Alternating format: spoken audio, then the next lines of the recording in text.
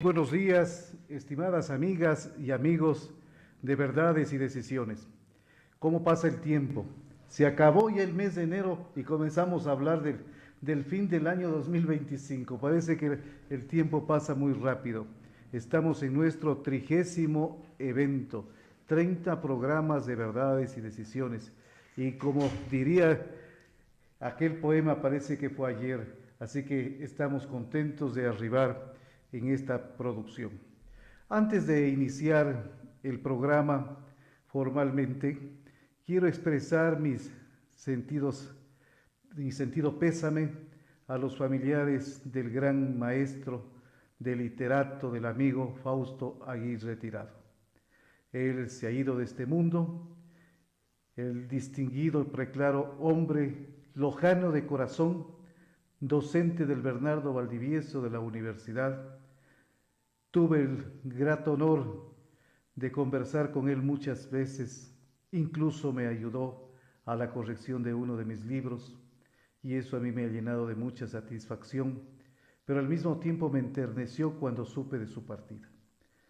Realmente Loja pierde a un distinguido intelectual que desde todos los sectores, particularmente desde la academia y de la Casa de la Cultura, han dado un aporte muy singular.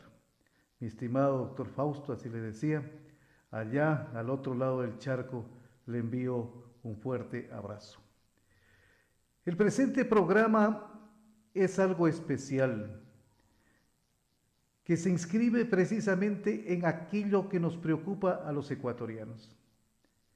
Estamos en una coyuntura que se habla de la democracia, de la política, de la verdad, de la posverdad, etc. Y justamente vamos a hablar de la política y la democracia en tiempos de posverdad. Este programa, todas las veces lo recalco, fue organizado para hablar de política, para recordarle a las personas que todos nuestros actos como seres humanos tienen una intencionalidad, son actos políticos, con lo que nos diferenciamos de los animales. Pero para hacerle notar que la política per se no es mala, son aquellos politiqueros, politicastros, aquellos que han medrado de la cosa pública para su beneficio personal y de sus grupos, los que han dañado la política. Pero más allá de eso, hay elementos estructurales que nos importa mirarlos con detenimiento. La vida no se detiene, es un incesar devenir de acontecimientos que hay que tenerlos que entender. Este es un programa entonces cuya característica principal es de la absoluta libertad de expresión, de la interconexión que podemos establecer con nuestros radioescuchas. Se trata siempre de una conversación abierta que contribuye a la audiencia para que tenga mejores argumentos para la toma de decisiones. Ahora que hablamos todo el mundo de la inteligencia artificial y que en el último debate de los presidentes parece que la ganadora fue la inteligencia artificial, yo también le hice algunas preguntitas y le dije: inteligencia artificial, ayúdame a mí también, no seas egoísta. Y le pregunté algo sobre la posverdad y me contestó: la posverdad es un concepto fascinante que se refiere a la tendencia a priorizar las creencias personales o las emociones sobre los hechos objetivos en la formación de opiniones. En el contexto actual, este fenómeno ha tenido un gran impacto en los medios de comunicación. Y le seguí preguntando: ¿qué implicaciones tiene sobre la política? Y me contesta: en la política la posverdad se refleja en cómo las narrativas emocionales y subjetivas superan la importancia de los hechos verificables. Políticos y campañas pueden usar estrategias como noticias falsas, desinformación o apelaciones emocionales para manipular la opinión pública.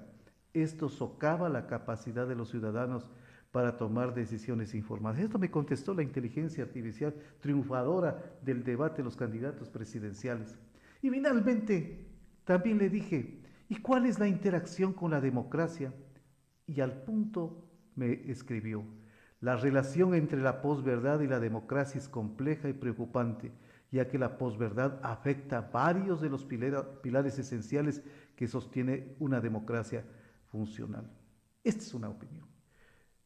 Para quienes hacemos investigación, tenemos la obligación de mirar desde todas las aristas. Y lo que acabo de decir, y cito la fuente de inteligencia artificial, es algo que nos puede y de hecho nos contribuye, pero no es todo. Por eso, de estos hechos fundamentales y muchos más hablaremos con nuestro invitado. Sean bienvenidos a Verdades y Decisiones. En esta edición, la política y la democracia en tiempos de posverdad.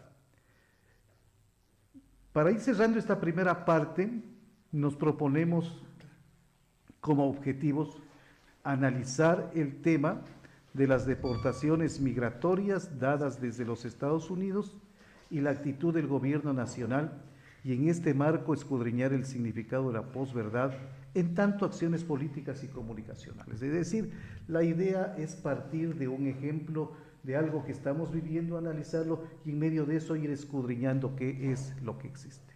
El segundo objetivo, conversar sobre las características actuales del papel que juegan los medios de comunicación y las redes sociales en la política. Y finalmente, examinar las implicaciones de la posverdad en los pilares fundamentales de la democracia ecuatoriana.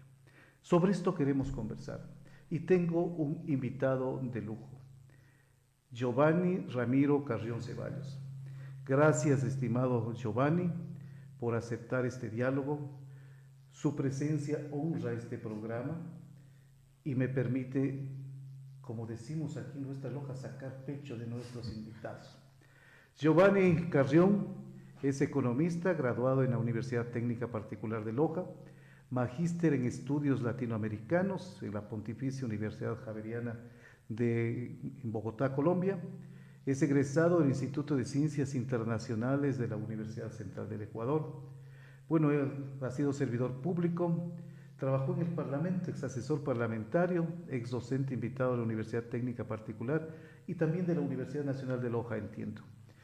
Y de lo que he podido recuperar, usted es autor de 2 obras, El Ecuador del Mañana, desde una visión crítica al neoliberalismo, publicada por la Casa de la Cultura en el año 2003, Democracia y Paz, 2 conceptos y una realidad, publicada con el aval de la Casa de la Cultura Ecuatoriana en el 2005, y es articulista en varios medios de comunicación.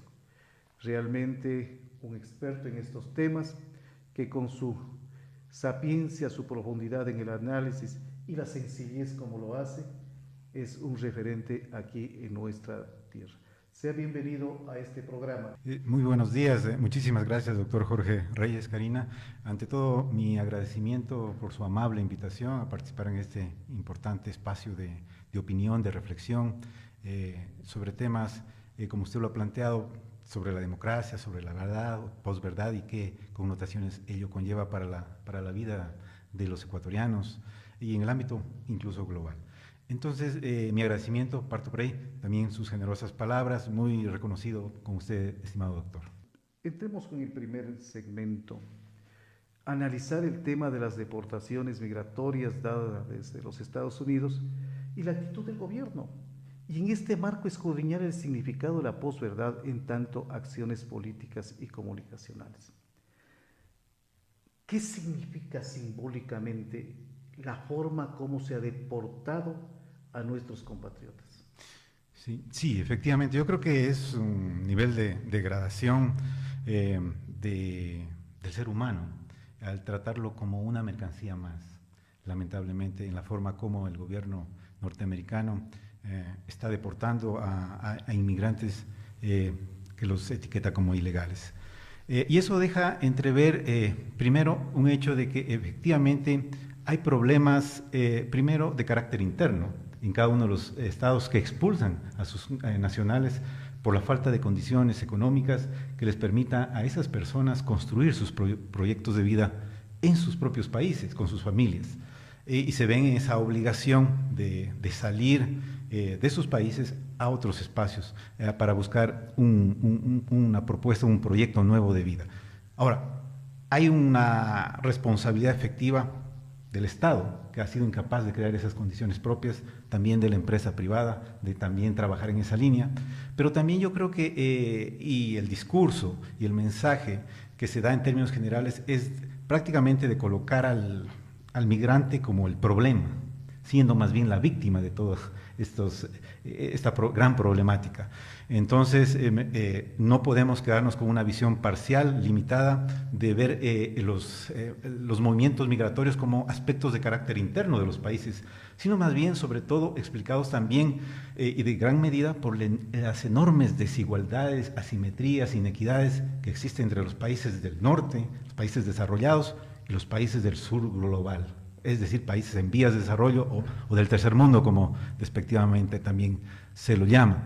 Entonces, si no tenemos claro eso, vemos de que efectivamente muchas de las acciones que ejecutan estos propios países del primer mundo son los que en la práctica están incidiendo para que, por ejemplo, en los países no se puedan implementar políticas, programas y políticas públicas en general orientadas a crear las mejores condiciones de vida de esas poblaciones. Entonces hay intervencionismos, hay guerras que terminan generando grandes desplazamientos poblacionales, migratorios, pobreza. Hay elementos fundamentales también aquí de esta forma, realidad de imperialismo económico, por ejemplo, atado a la deuda externa y las condiciones en las que los países y sus presupuestos están sometidos enormemente a ese peso de la deuda externa. Para poner un ejemplo, en el caso de Ecuador, en el presupuesto general, el equivalente al 25% del presupuesto está destinado a honrar la deuda externa, amortizaciones, pago de intereses y capital. Y básicamente la deuda externa. Y la deuda externa, efectivamente. Eso implica de que no se va a poder atender en la medida que se lo debe hacer temas fundamentales como la educación, la salud, la creación de infraestructura, es decir, condiciones ideales para un crecimiento interno. Tenemos también la política sancionatoria. Ahora mismo, el presidente, fíjese usted, Trump amenaza, y desde hoy, sábado, justamente de implementar el 25% de elevar en aranceles tanto a México y a propio Canadá, a sus socios inmediatos en el Tratado de Libre Comercio de América del Norte. Es decir, son ese tipo de decisiones que luego terminan impactando y agravando las situaciones internas económicas de los países que son afectados con estas decisiones y que tienen una implicación en mayores niveles de pobreza, de desigualdad, de inequidades y que forzan a la gente a salir de sus países. Entonces, el tema migratorio no solamente lo podemos ver desde una visión interna de cada uno de los países, que efectivamente también hay una responsabilidad, pero sobre todo también no podemos dejar de ver ese gran nivel de desigualdades e inequidades desde el norte hacia el sur y que impactan en los movimientos migratorios, temas de guerra, el impacto del cambio climático, porque precisamente son los países del primer mundo los que más contaminan y generan este tipo de complicaciones y de desastres naturales que también son otro de los elementos generadores de movimientos poblacionales, migratorios, las guerras, que en uno de los casos justifican más bien la política expansionista que muchos de esos países tienen definida dentro de su política internacional o exterior.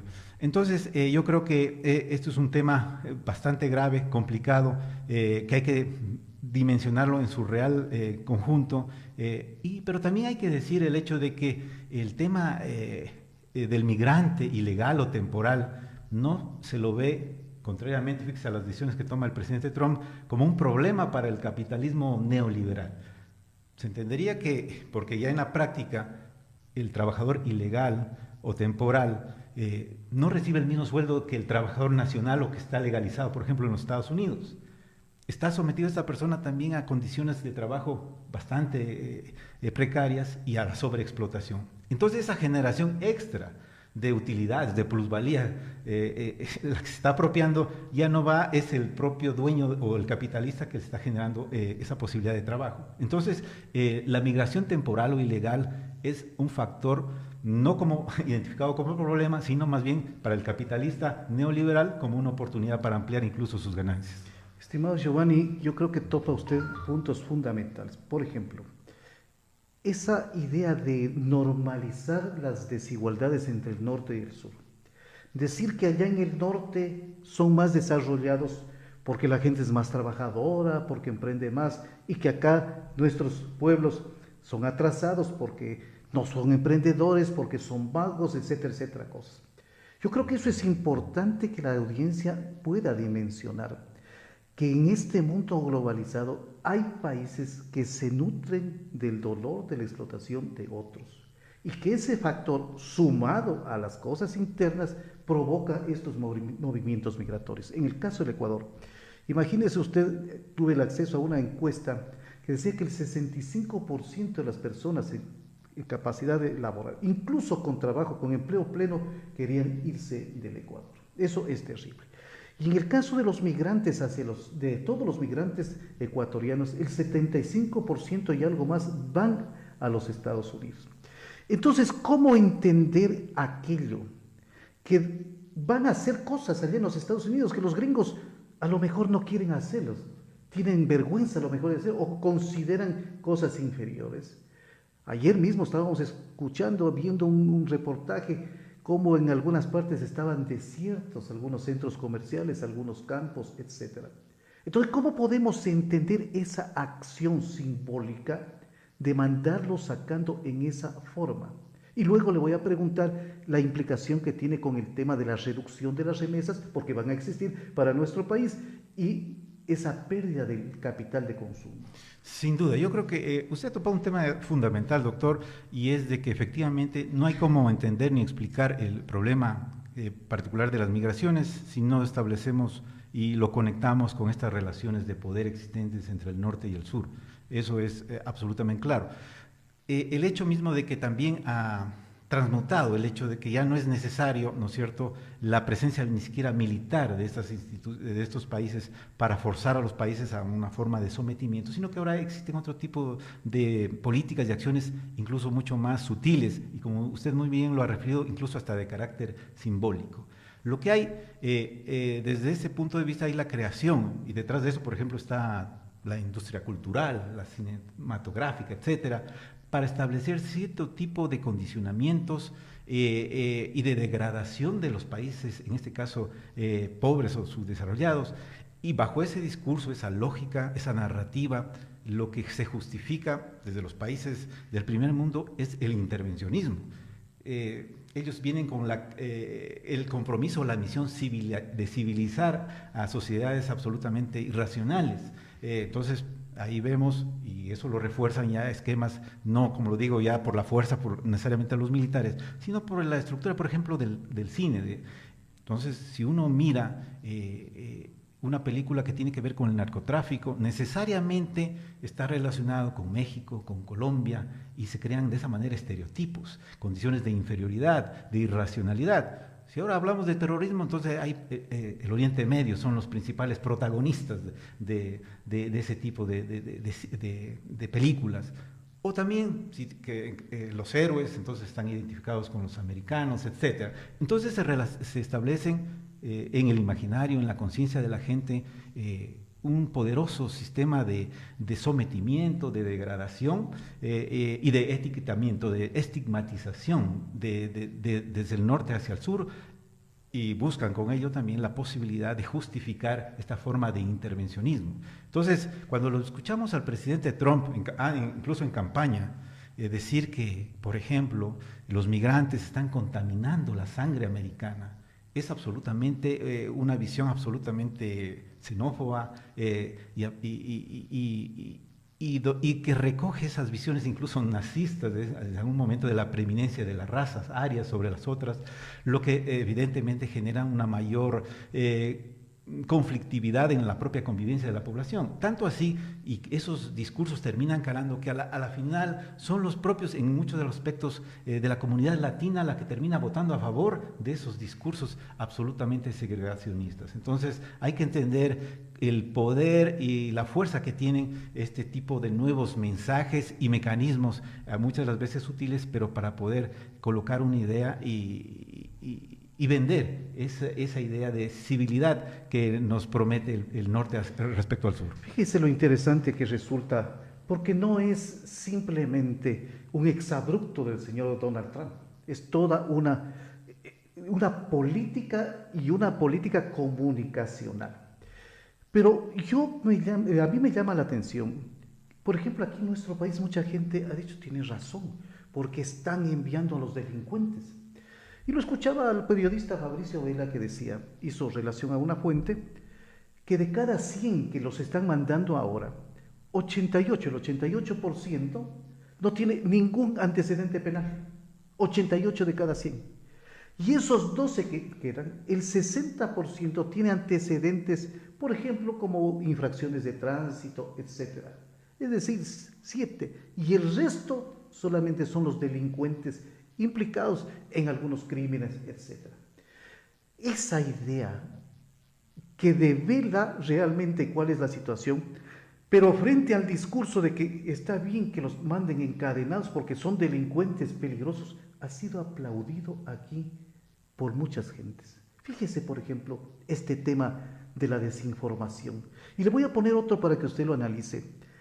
La CNN recogió unas declaraciones de Donald Trump que decía que va a mandar 30.000 ilegales, etcétera, etcétera, a las cárceles de Guantánamo. Es decir, allá, Cuba, en esa parte donde mandaban los terroristas para que los campos de concentración de la CIA, etcétera, mintiendo de que habían las condiciones para recibirlos. ¿Qué significa esos mensajes y por qué la reacción de algunas gentes, otras no? Por ejemplo, el presidente Petro ha tenido una reacción que, en mi criterio, modesto por cierto, es muy reconocible. Sí, absolutamente. Yo creo que aquí entramos un poco y lo vamos a conectar porque efectivamente se está trastocando, se está deformando la verdad, los hechos objetivos, como usted bien lo ha referido. Se están presentando como que las personas que están siendo deportadas tienen problemas, son peligrosas, delincuentes, terroristas, y en la práctica son humildes trabajadores. Su único pecado es haber sido víctimas de un sistema que les ha obligado a salir de sus países. Entonces, el posicionamiento de una mentira en la opinión pública lo que hace es dar justificación a las acciones absolutamente xenófobas, en este caso del presidente Donald Trump. Ayer he escuchado al presidente justamente Gustavo Petro que ha tomado la decisión de que Colombia va a enviar aviones colombianos a ir a traer a sus nacionales desde los Estados Unidos. Y si el número de deportados aumenta y significativo, incluso va a hacerlo a través del mar, a través de barcos. Es decir, pero el mensaje que está entregando el presidente de Colombia en este caso es de una absoluta dignidad y respeto por sus ciudadanos o sus connacionales, en la que el hecho de que hayan tenido que salir del país, no por voluntad propia, sino en muchos de los casos forzada, tienen que recibir un trato humano. Somos personas, no somos mercancía, cosas bajo ese esquema. Entonces, me parece de que efectivamente ahí hay un tratamiento, una deformación de la verdad a través de los medios de comunicación y de todo ese sistema que utiliza en este caso el gobierno del presidente Trump para poner contra las cuerdas a gobiernos que incluso pueden mostrarse contrarios a esas decisiones, y ahí inmediatamente han venido el tipo de retaliaciones. Entonces, cuando por un lado se habla de que Estados Unidos es el espacio ideal de libre comercio, lo que vemos en la práctica es que de la democracia como tal, respeto a los derechos, de los derechos humanos, vemos que no funciona así, que es muy diferente, de que efectivamente ahí hay un gobierno de que tiene bajo una visión absolutamente retrógrada y atentatoria contra la dignidad humana, situaciones que deben ser más bien no aplaudidas en este caso por los latinoamericanos o de los países donde son provenientes los migrantes, sino más bien una reacción, una protesta. Ahora, claro, individualmente Colombia, Ecuador, cualquier país de América Latina no va a tener el mismo peso económico ni político para poder enfrentar a una potencia como los Estados Unidos. Me parece que más bien este problema surgido con el ámbito de la deportación habla de la necesidad de reforzar el carácter multipolar que tiene que tener el mundo. Hay que tener un contrapeso. Estas potencias no pueden convertirse en los árbitros del mundo y en los jueces que sentencian y deciden vidas. Exactamente. La política del gran Chevy y del gran garrote. Del gran garrote, exacto. Entonces, pero para eso es fundamental, en el caso de América Latina, fortalecer los bloques subregionales y regionales para dar un mayor peso y presencia. Ya lo ha dicho incluso, fíjese usted, el propio presidente Trump, a las pocas horas de haberse posicionado, cuando le preguntaron cuál va a ser su relacionamiento con América Latina, incluso con el gigante sudamericano, el Brasil. Él ha dicho que, bueno, esperemos que sean de las mejores, pero nosotros no nos interesa ni necesitamos de América Latina. América Latina sigue siendo el patio trasero, y esa es la visión que tiene el presidente y el gobierno americano. Entonces, bajo ese concepto, evidentemente, antes que aplaudir y la posición absolutamente desconcertante, incluso de los medios nacionales, muchos medios nacionales aquí en el Ecuador, de aplaudir el hecho de que el presidente Noboa ha tenido la gran deferencia de haber sido invitado a la posición del presidente Trump, lo que habla es la absoluta desconexión y desconocimiento de la realidad y del juego de las relaciones internacionales que el presidente Trump está implementando. Entonces, yo creo que hay que tener en cuenta todos estos aspectos. Giovanni, me parece que es fundamental esto. Y para cerrar este primer segmento, usted es un hombre un economista con una amplia visión social, política. ¿Qué efecto va a tener? Dos cosas allí en esa parte. ¿Qué efecto va a tener en la economía de la gente pobre? Que se endeudaron para que pueda irse su ser querido a trabajar en los Estados Unidos. Y no solamente a veces uno, sino se fueron algunos con la familia, una nueva característica de la migración de los últimos tiempos. ¿Cómo va a pagar las deudas? ¿Qué es lo que va a hacer? Y un poco también ya desde la macroeconomía. Si las remesas de los migrantes, de los que son el 75%, como decía, emigrantes a los Estados Unidos, provocan unas remesas superiores a los 6.000 millones, ¿qué va a pasar con el consumo aquí en nuestro país? ¿Qué va a pasar con la economía? Bueno, ese es un problema real y concreto, y que va a tener un impacto en la medida en que se siga profundizando el tema de las deportaciones en Estados Unidos, porque efectivamente el miedo que tienen y justificable de estas personas de acercarse a sus puestos de trabajo o a concurrir a las iglesias o a las escuelas o donde se movilizan, efectivamente no les va a permitir obtener los recursos, por lo tanto las remesas van a disminuir. Como usted muy bien lo ha referido, las remesas para el año 2024 constituyen algo equiparable a todo lo que se recauda por impuesto a la renta en el Ecuador, sobre los 6.000 millones de dólares. Entonces, evidentemente, una reducción en ese aspecto va a afectar particularmente en el consumo, porque ese dinero que viene de las remesas va orientado al consumo de las familias receptoras de esos recursos.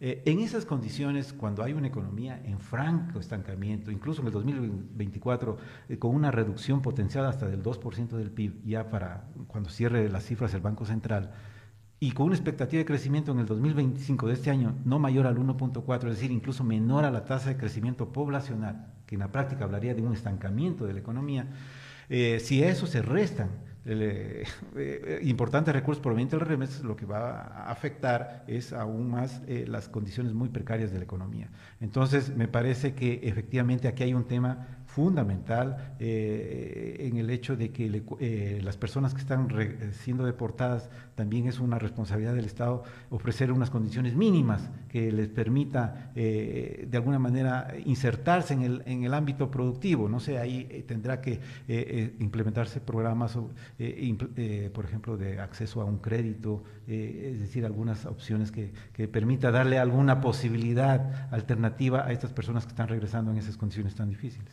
Queremos conversar sobre las características actuales del papel que juegan los medios de comunicación y las redes sociales en la política. Hay algunos elementos que nos preocupan. Partamos de esto. ¿Son las redes sociales nuevos medios de comunicación?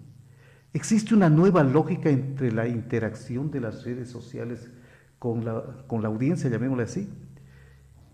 Ahora estamos en el tiempo del clic. ¿En qué consiste esa lógica del clickbait que tanto preocupa en este momento? Sí, efectivamente, yo creo que, este concepto de la posverdad, que usted muy bien lo ha referido, que en definitiva es una forma de deformación de los hechos, de objetivos, de la realidad, para influir en la gente, pero particularmente afectando sus emociones. Entonces, y sobre eso derivar en actuaciones de la gente respecto de diferentes temas. Entonces, me parece que se ha podido amplificar ese concepto de la posverdad gracias precisamente a la proliferación de estas redes sociales, de las tecnologías, de lo que vivimos ahora en una sociedad del conocimiento, donde todo es, quizá bajo ese concepto en realidad sí estamos viviendo lo que en algún momento se decía la gran aldea global, porque todo está tan cerca, tan conectado, tecnológicamente hablando, para quienes lógicamente tienen acceso a estos mecanismos. Pero el hecho de que las redes sociales, el hecho de que se deforme, se transforme o transmute un hecho, una mentira, se la trate de cubrir con un halo de verdad, antes sobre todo tenía este filtro de los medios de comunicación tradicionales y de los periodistas como tal, porque a través del medio de comunicación es donde se puede amplificar una idea, un concepto o una mentira con ribetes de verdades. Entonces, eso ahora se ha amplificado a través de las redes sociales. Efectivamente, yo creo que quien tiene un teléfono inteligente en la práctica es un comunicador, un periodista, porque inmediatamente de producir un hecho, una noticia relevante en la calle, por ejemplo, puede ese mismo momento subirlo a su red social y transformarse ya en una noticia que se replica, se viraliza, como se suele decir en esos espacios, y esa es la fuerza, digamos, y la participación que tiene una doble connotación, quizá restándole ese poder que tenían antes los medios tradicionales como la radio, la televisión y el periódico, para espacios como las redes sociales, donde efectivamente quienes no tienen voz ahora dan sus criterios y sus opiniones sobre lo que le parece sobre determinados temas. Y por eso justamente no necesariamente lo que dice una persona tiene que estar conectado con la realidad. Entonces, por un lado tenemos una enorme cantidad de información, la gente tiene acceso a información, pero también de desinformación y yo creo que también de manipulación a través de las redes sociales, por la gran cantidad de fake news o noticias falsas, que luego se vuelve un poquito difícil incluso para las personas ya comenzar a discernir qué es real y qué no es real, qué es verdad y qué no es verdad.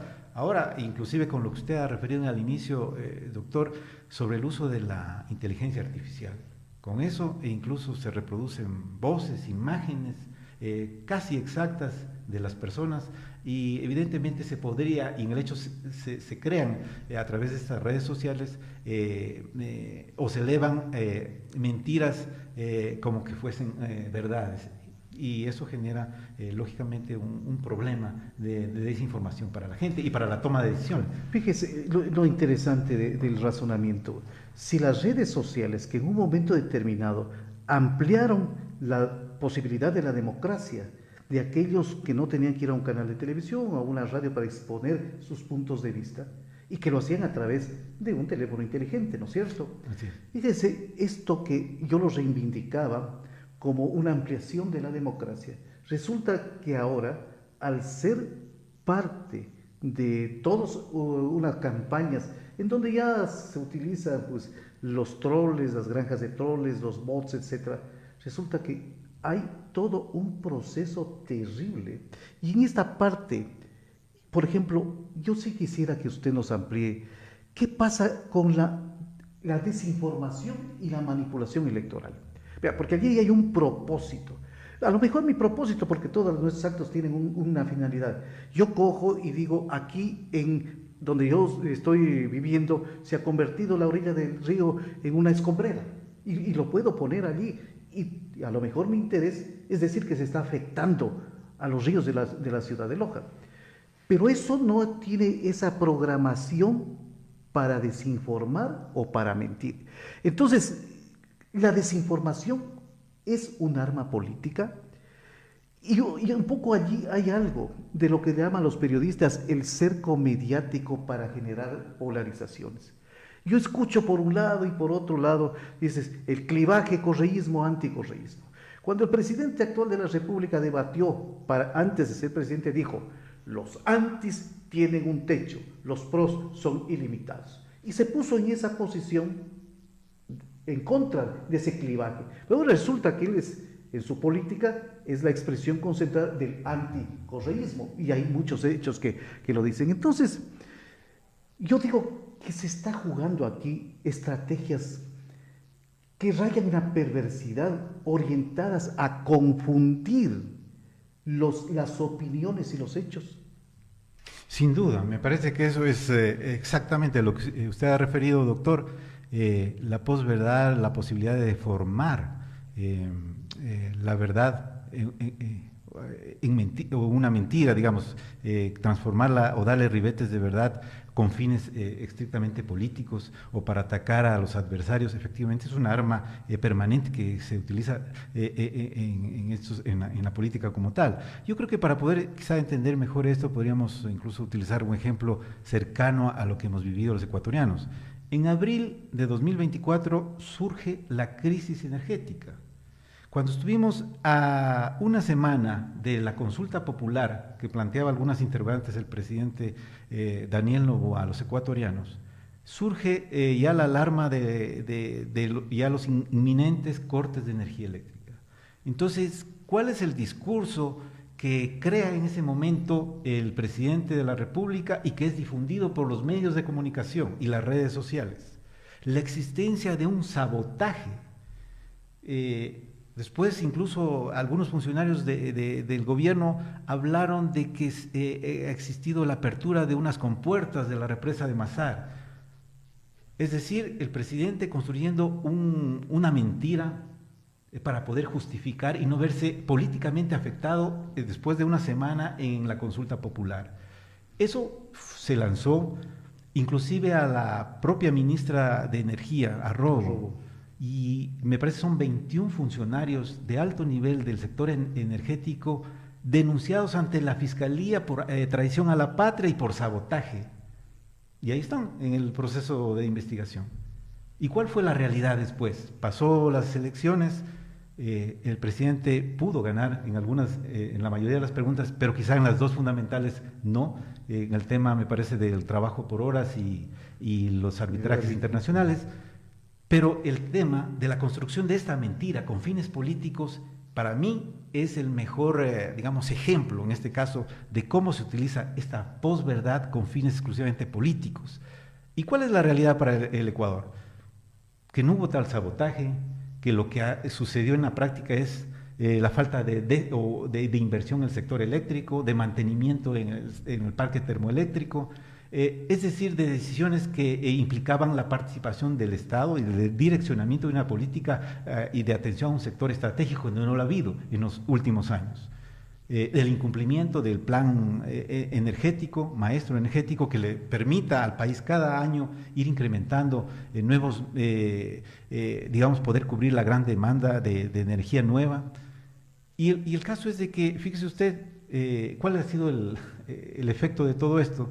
En la práctica, el presidente Noboa hasta el momento ni siquiera puede nombrar un ministro de energía titular. Y no lo puede negar porque no va a haber un técnico en el Ecuador eléctrico, que lo hay, y muchísimos de buen nivel, que le acepte ese cargo. Porque primero ve que las decisiones técnicas son supeditadas a los criterios y las decisiones políticas de turno. Y por otro, que ante el menor posibilidad de que el presidente pudiera verse afectado políticamente, no va a tener el menor escrúpulo para poderlo denunciar incluso ante la Fiscalía. En esas condiciones, yo personalmente entiendo que no existe, y por eso quizá no hay un ministro de energía titular. La construcción de estas mentiras con fines políticos es lo que está debilitando al sistema democrático ecuatoriano. Muy interesante, yo creo que ese ejemplo es así completamente claro. Fíjese, yo recuerdo que el que fue el ministro de Secretario de Comunicación, él lo dijo en Teleamazonas, que han ido a abrir las compuertas sin saber que esas compuertas están por sobre la cota mínima. Entonces, pero yo le quiero preguntar algo, esa mentira que ahora lo podemos ver, que es una mentira construida, etc., ¿qué emociones causó entre la ciudadanía ecuatoriana? Sí, yo me parece que efectivamente justamente esta mentira estuvo conectada con un aspecto que usted ya lo refirió, por el grado de polarización que tiene el país. El país no va más allá del correísmo y el anticorreísmo. Muchas de esas denuncias comenzaron a identificar que la ministra incluso tiene relaciones o antecedentes con el correísmo. Y por lo tanto, el justificativo, más allá de las declaraciones de las autoridades de gobierno, tenía en el fondo el hecho de que detrás de eso estaba el correísmo, esta forma de sabotaje. Y de crear entonces, por lo tanto, una reacción, una adhesión de determinado sector de la población respecto a una gran mentira. Entonces, en la medida en que la sociedad está polarizada y no le permite procesar racionalmente los hechos, lo que hace es aceptar mentiras del tamaño de una catedral como la que hemos referido como un hecho cierto. Y con eso se está liquidando, se está afectando la credibilidad de las instituciones, de los políticos y por lo tanto de la propia democracia. Y de hecho esos son los resultados que tenemos en América Latina y en el Ecuador particularmente. Muy interesante. Fíjese, tal vez otra de las cuestiones que tienen un impacto terrible fue el asesinato de Fernando Villavicencio y su implicación directa en la política. Lo que ya ha pasado algún tiempo, resulta que hasta ahora no se sabe quiénes son realmente los causantes de esto, que tiene que caerles el peso de la ley, pero sí hubieron unos resultados electorales. ¿Qué decir sobre esto? Sí, efectivamente. Yo creo que de hecho, el actual presidente, yo creo que es el resultado de este gran accidente, de esta gran tragedia ocurrida con este magnicidio del candidato en su momento, Fernando Villavicencio, porque de otra manera las condiciones económicas, las preferencias electorales iban por otro lado. Efectivamente, yo creo que el hecho de haber utilizado este elemento de la muerte, del magnicidio de un candidato presidencial, también se lo hizo en función de atender determinados intereses y perjudicar a otros, porque evidentemente debemos de recordar, y no por eso que voy a decir, puedo identificarme como correísta, porque lamentablemente hemos llegado a un punto donde uno, si afecta o dice algo, es correísta o anticorreísta, y el Ecuador no se reduce a ese grado de simplificación o de polarización, lamentablemente, como la que tenemos. Pero me parece que sí hubo el posicionamiento de una idea, de una conexión de la muerte del ex candidato presidencial con el correísmo. Y por lo tanto eso me parece que terminó afectando las posibilidades en ese momento de la candidata que estaba en la papeleta para la presidencia de la República, y surgió un reacomodo electoral dando la posibilidad al surgimiento, en este caso, de un candidato que, aprovechándose de ese espacio y un manejo mediático y de redes importante, porque ese también es otro de las características de estas sociedades del conocimiento y del uso de redes, es de que no se actúa necesariamente ni con la profundidad necesaria ni la racionalidad requerida, sino apelando a las emociones. Entonces, en la práctica, lo que las redes sociales impulsaron fue elegir no necesariamente a un estadista, es decir, con un hombre, en este caso, con la suficiente liderazgo y capacidad para conducir los destinos de un país y resolver sus problemas enormes, sino más bien el posicionamiento de un cartón, de una imagen, que a la final fue la que, sobre todo en la juventud, impactó positivamente. Y eso también hay que tenerlo claro. Cuando uno revisa, y en las propias ahora elecciones que tenemos, hay un importante segmento de población de 16 a 25 años que están alrededor, son 3.1 millones de votantes en ese segmento, y poblaciones de 16 a 18 años de voto no obligatorio, pero que son población que tiene el derecho a votar en este caso y que puede influir, de hecho, en los resultados finales, y que son susceptibles a este tipo de manejos desde el punto de vista y de manipulaciones de carácter emocional. Y no necesariamente entonces termina el país eligiendo en función de lo más recomendado o lo más racional, sino de quién despierta más emociones, conexiones emotivas entre el candidato, el discurso y su propuesta, en definitiva, y el pueblo. Y eso tiene que ver mucho con la democracia. Bueno, queremos entonces en este tercer segmento, estimado Giovanni, examinar las implicaciones de la posverdad en los pilares fundamentales de lo que significa la democracia ecuatoriana. Pero antes de eso, le voy a pedir un concepto. ¿Democracia es igual a elecciones? Bueno, quizá lo podemos, democracia, asimilar al concepto de elecciones de una visión política y por lo tanto restringida. Efectivamente, mientras las autoridades, los gobernantes elijan a través de procesos electorales limpios, transparentes, incluyentes, efectivamente hablamos de una democracia política, por lo tanto restringida.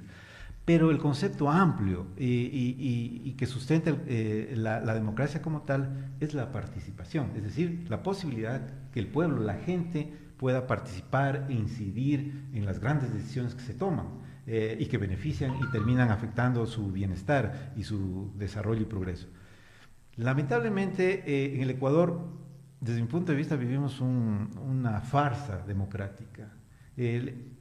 Para la comunidad internacional, ahora mismo, el próximo 9 de febrero, vamos a tener un proceso eleccionario, el país se pronunciará, seguirá siendo etiquetado como democrático, pero en la práctica y en los hechos, evidentemente le falta mucho a este sistema para poderse consolidar como tal, porque la democracia no solamente es elecciones, la democracia sobre todo es participación ciudadana. Eso me parece fundamental, porque las personas comunes y corrientes, con el respeto que se merecen, no es que me cuento yo también, pensamos de que el hecho de concurrir a dar un voto por A, B o Z candidato implica per se que se van a mejorar las condiciones democráticas. Entonces, mire usted, en muchos países se arma todo un lío cuando con razón o sin razón se cuestiona un proceso electoral. O sea, no son procesos transparentes. Pero se los puede presentar también como que no son transparentes. La pregunta es, ¿cuánto significa esto de un proceso electoral como garantía para que las conversaciones entre las funciones del Estado y entre los diversos niveles del Estado realmente garanticen algo que sirva para la comunidad? Efectivamente, me parece que eso es lo fundamental, o sea, crear esos espacios, pero lamentablemente en la práctica, en el caso ya particular del Ecuador y de este proceso, vemos que quienes tienen la obligación constitucional de velar precisamente porque estos procesos eleccionarios se realicen de manera transparente y participativa, no se pronuncian ni siquiera sobre determinados hechos que están efectivamente afectando la transparencia del proceso. Si hablamos del Consejo Nacional Electoral, que de acuerdo a la Constitución es el encargado de la función de asegurar que ello ocurra, frente, por ejemplo, a la decisión del presidente Daniel Noboa de irrespetar el artículo 93 del Código de la Democracia, que le exige para un proceso de reelección pedir licencia sin sueldo y que la vicepresidenta constitucional de la República asuma la función temporalmente, y el presidente ha decidido bajo decreto primero tomar él licencia cuando bien le parece y encargar a la secretaria como presidenta constitucional de la República del Ecuador, evidentemente pone en desigualdad de condiciones con el resto de los candidatos a la presidencia de la República. Entonces, y el hecho de que el CNE ni el Tribunal Contencioso Electoral en su momento tampoco se han pronunciado y el hecho siga de manera impune confirmándose. La propia Corte Constitucional hasta el momento no se pronuncia sobre estos, exposición de un decreto, el 500, por ejemplo, que habla de este concepto de fuerza mayor y de haber delegado a una secretaria la calidad de vicepresidenta de la República. Lamentablemente no abona a la consolidación de un sistema democrático, más bien reafirma este nivel de desigualdades y de iniquidades que le quitan transparencia. Ante la pregunta que le hacen a los latinoamericanos si creen que las elecciones son limpias, los latinoamericanos dicen 34% creen que son limpias. Y en el caso de Ecuador, apenas el 16%. Es decir, frente a ese espacio de incredulidad y falta de credibilidad institucional, la democracia sigue siendo una ficción. El tema de aquí lo que significa la percepción de unas democracias limpias. Efectivamente, yo creo que las elecciones limpias. Si tomamos ese concepto, digamos, restringido, político, exclusivamente de la democracia conectado con elecciones, que explica y justifica un régimen democrático como tal, en América Latina y en el Ecuador siguen siendo bastante pobre es la percepción de la ciudadanía respecto a que este elemento menor de la democracia desde la visión política se cumpla de manera adecuada. Es decir, en el caso de América Latina, el 34% de consultados le dicen si usted cree que las elecciones son limpias en sus países, y apenas el 34% de latinoamericanos dice que sí, que cree que son limpias. En el caso de Ecuador es absolutamente menor, apenas un 16%. Es decir, de cada 10 consultados, 8, números redondos, dicen que no creen que sean limpios. Entonces, estamos simplemente refrendando una gran farsa, una gran mentira desde el punto de vista de considerar un país, etiquetarlo como democrático, como tal.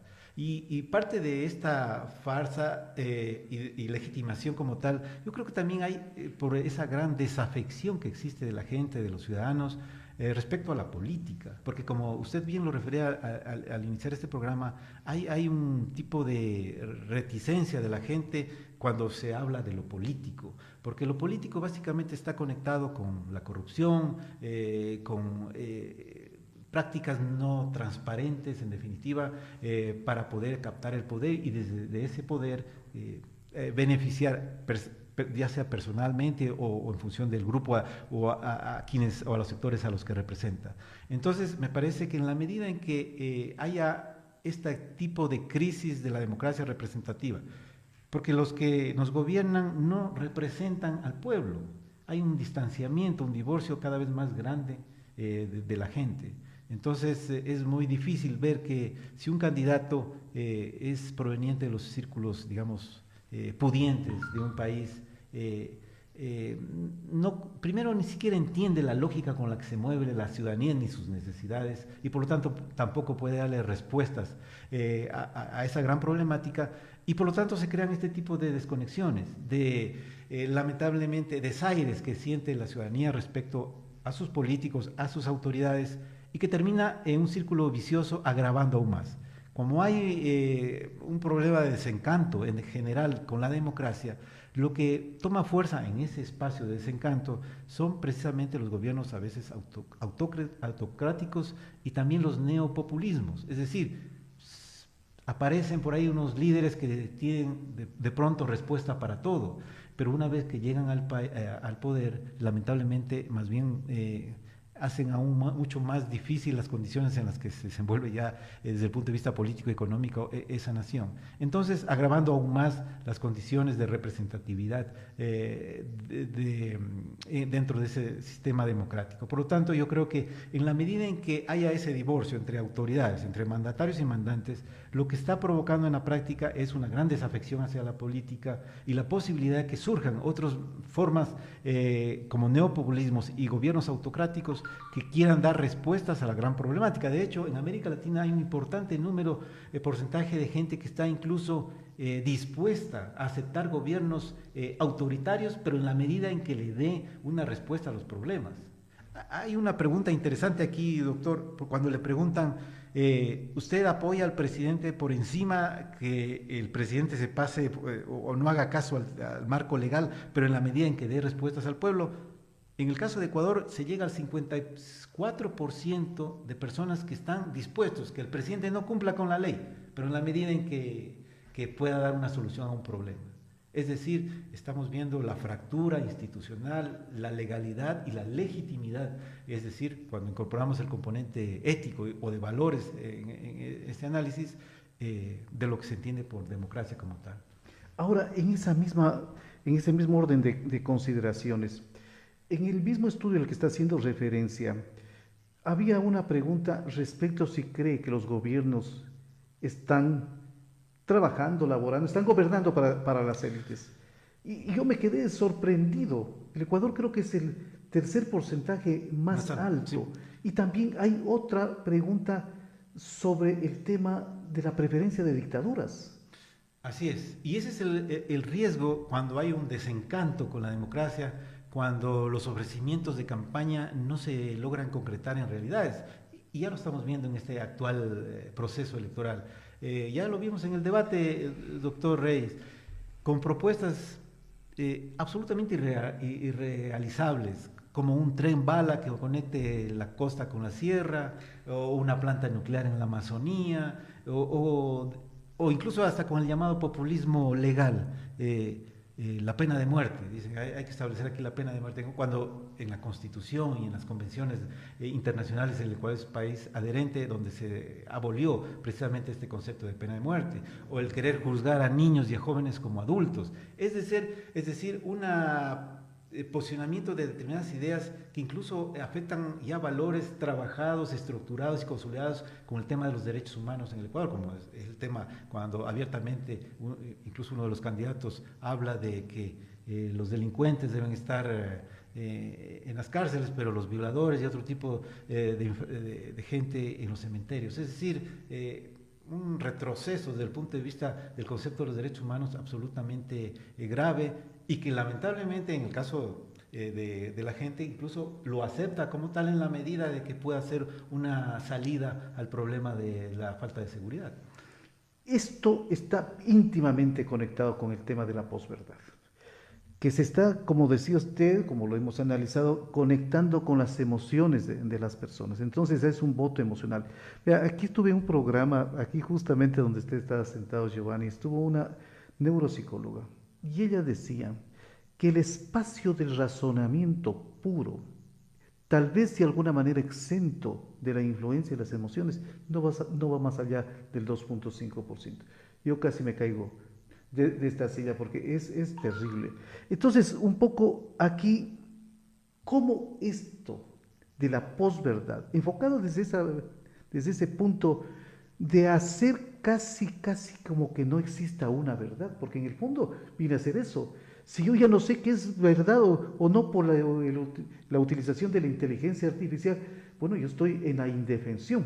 En medicina podríamos decir que estamos a punto de una esquizofrenia colectiva, porque cuando uno no sabe qué es lo real respecto de lo real, obviamente allí tenemos problemas. Entonces, ¿qué pilares fundamentales se están afectando de este sistema democrático que lo conocemos nosotros como tal? Pues, y no creo que sean ninguna cosa perfecta. Sí, yo creo que en la medida en que efectivamente ningún sistema político es perfecto, sí perfectible, pero el hecho de que la posverdad se alimente de la construcción de mentiras con fines políticos, evidentemente no abona primero a una identificación de la problemática como tal y de una solución a la misma.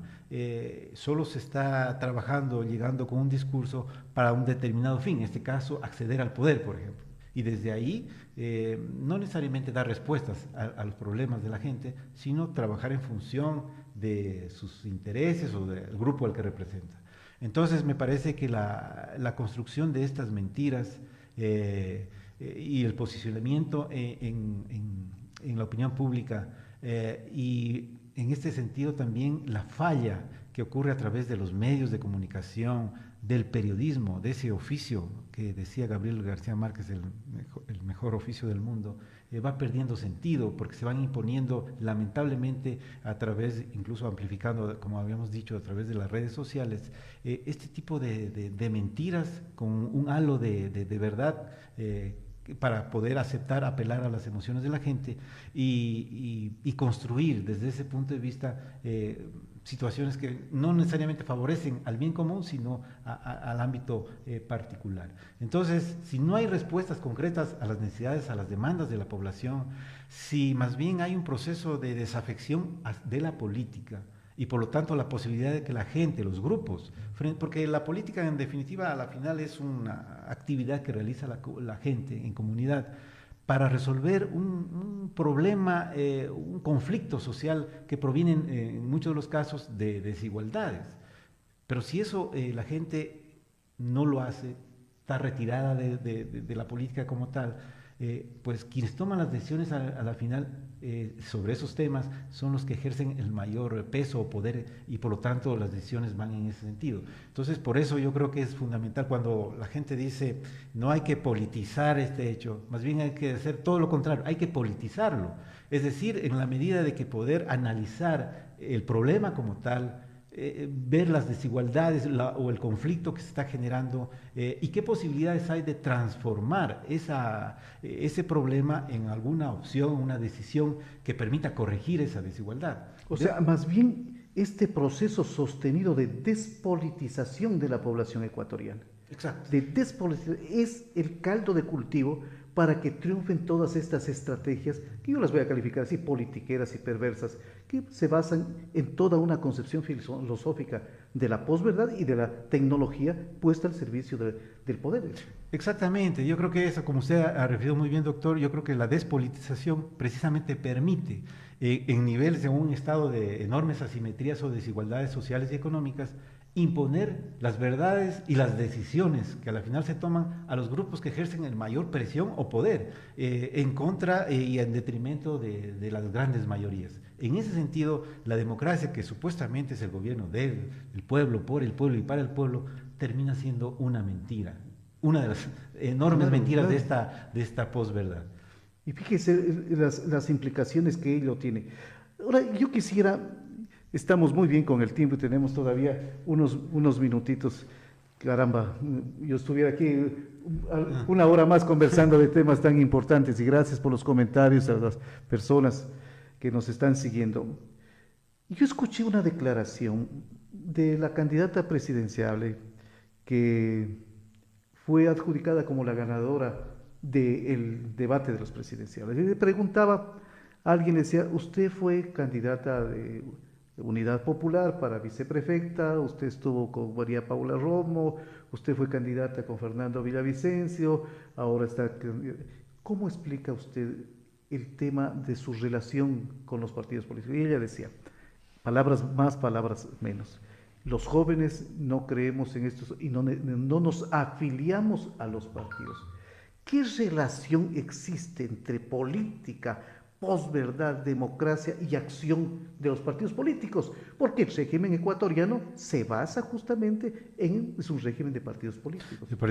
Sí, yo creo que ahí está presente justamente esta construcción de estas deformación de la realidad, de la verdad como tal. En el caso de que lo refiere usted, porque precisamente cuando uno mira el debate, por ejemplo, y como triunfadora, porque eso han posicionado los medios de comunicación, la triunfadora del debate fue determinada candidata, pero uno pregunta, ¿cuáles fueron sus propuestas? Y a la final nunca uno supo qué es lo que va a hacer, ni lo explicó como tal, pero sí tuvo una actitud más bien de confrontación directa con otra candidata. Y eso más bien fue lo que a la final la gente percibió o utilizó ese elemento para, afectando las emociones de la gente, un espacio político tan polarizado para ver que como una potencial ganadora del debate. Pero cuando uno mira ya en blanco y negro el plan las Papa. propuestas, exacto, el plan Papa, exacto, entonces ve que efectivamente se apeló más bien a cuestiones de carácter emotiva y un escenario altamente polarizado, confrontacional, para tomar una actitud. Pero me parece que todo esto, ya conectando con el tema de las ideologías y de los partidos políticos, ya nos dijeron cuando se derrumbó el muro de Berlín y luego la implosión de la Unión Soviética, de que era el fin de la historia, que era el predominio del liberalismo económico y político y el fin de las ideas y de las ideologías. Pero vemos luego, ya que hemos pasado tantos años de eso, que las ideologías están ahí porque son algo consustancial, innato con el ser humano. Por lo tanto, entonces yo creo que el posicionamiento de esas ideas, que ahora también nos dicen que no es importante la ideología, que hay que trabajar por el bien del país en términos abstractos y globales, pero vemos que lamentablemente hay el aprovechamiento más bien de la gente en estos casos, de los partidos, de los movimientos, los mismos que también han, dicho sea de paso, han perdido su norte, porque muchos movimientos o partidos políticos lo que se han convertido son empresas electorales que están ahí, pero que no cumplen su función natural y fundamental en cuanto a ser esos intermediarios frente a la ciudadanía, el poder y la formación política de su militancia. Entonces, me parece que efectivamente en la medida en que se siga reforzando ideas como estas, de la desideologización o ya la muerte de las ideologías como tal, no le da el suficiente soporte a la actividad política, porque el hecho de que las personas actúan bajo un razonamiento, bajo una lógica, bajo una percepción y construcción de ideas que le da sentido a lo que hace. Efectivamente. Y ya nos vamos acercando, Giovanni, para ir cerrando este programa. ¿Cuánto pesa aquella ideología? Dicen ahora, fíjese, la ideología del odio. Yo digo, la estrategia del odio en la construcción de una democracia. Sí, eso es absolutamente negativo, el hecho de que una sociedad esté polarizada.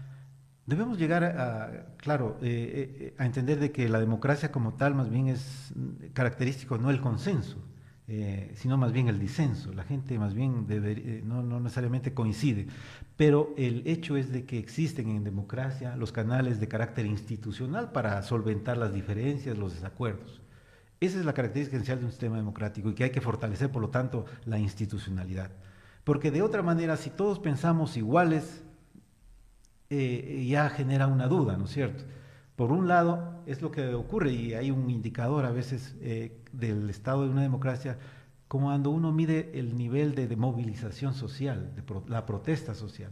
Cuando un país y su gente no protesta es porque o bien está muy contento con la realidad que vive desde el punto de vista económico, social, etcétera, o existe un nivel de represión o de judicialización de la protesta, lo que es contrario ya al sentido mismo democrático. Por lo tanto, yo creo que en la medida en que un sistema democrático se alimente, se fortalezca a través de un robusto sistema democrático e institucional que permita canalizar las desavenencias, los disensos, los desacuerdos, efectivamente vamos a trabajar y consolidar un sistema democrático. Entonces, ¿son válidos estos mecanismos de autocorrección de la democracia ecuatoriana o son muy limitados? bueno, me parece que son muy limitados. También hay que trabajar, por ejemplo, se planteó el tema del Consejo de Participación Ciudadana como un mecanismo válido, por ejemplo, de la posibilidad que los ciudadanos estén representados ahí y la posibilidad que a través de esos mecanismos se elijan las autoridades de control, etcétera, y algunas otras. Pero evidentemente vemos que hay deficiencias en ese aspecto.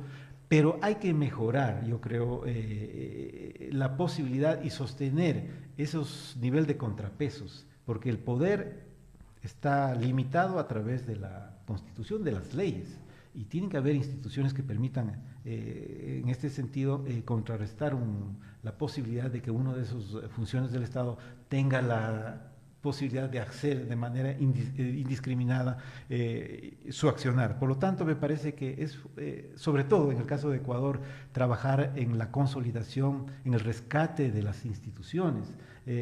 No solamente he visto también el hecho de la legalidad y del respeto por la Constitución y las leyes, sino también desde el cultivo de los valores. Eso es aquí se habla de la necesidad de una reingeniería, de un cambio de carácter institucional, y me parece que haciendo el mejor trabajo posible para construir y diseñar nuevos esquemas institucionales, si es que en el fondo no se cambia la visión de las personas que son las que ejecutan las acciones al interior de las instituciones, difícilmente se va a obtener resultados diferentes a los que tenemos. Dicen que las instituciones las hacen las personas, pero hay Exacto. otra, que las instituciones son las personas. Para finalizar, agradeciéndole a mi gran amigo Giovanni Carrión Ceballos. Giovanni Ramiro, le dejo para que brevemente le dé un mensaje a los jóvenes. A mí me preocupa mucho eso de los jóvenes, sobre esta cuestión que hemos conversado, muy profunda, y usted me ha permitido hacerla muy comprensible. ¿Qué decir en el cierre del programa a los jóvenes? No, sí, yo creo que primero, doctor, agradecerle su gentil nuevamente invitación y felicitarle por estos espacios que mantiene de reflexión, que abonan precisamente a la consolidación y a la salud de la democracia en el país. Yo creo que estamos a pocos días de un nuevo proceso eleccionario y precisamente los jóvenes son un importante sector de electores y que deben asumir ese derecho y también en algunos casos obligación del voto con absoluta responsabilidad. Hay que preocuparse más allá del TikTok o de las redes sociales, de quizá profundizar un poco más sobre el candidato, su trayectoria y las propuestas que en sí conllevan sus planes de trabajo. Eso es justamente el gran desafío que tiene el Ecuador. Me parece que también es una tarea del mediano y largo plazo, es un proceso también de un cambio y reforzamiento en el ámbito educativo, cultural del país, pero que necesariamente hay que iniciarlo y hay que hacerlo. Pero los jóvenes me parece que efectivamente tienen esa gran responsabilidad de asumir este compromiso ciudadano, pero en términos de responsabilidad a través de un voto informado. Gracias, estimado. La democracia tenemos que construirla entre todos, es obra de todos y para ello la información es el punto fundamental para que nosotros podamos tener juicios de valores y tomar decisiones. Será hasta la próxima semana con un tema apasionante. Muy buenos días.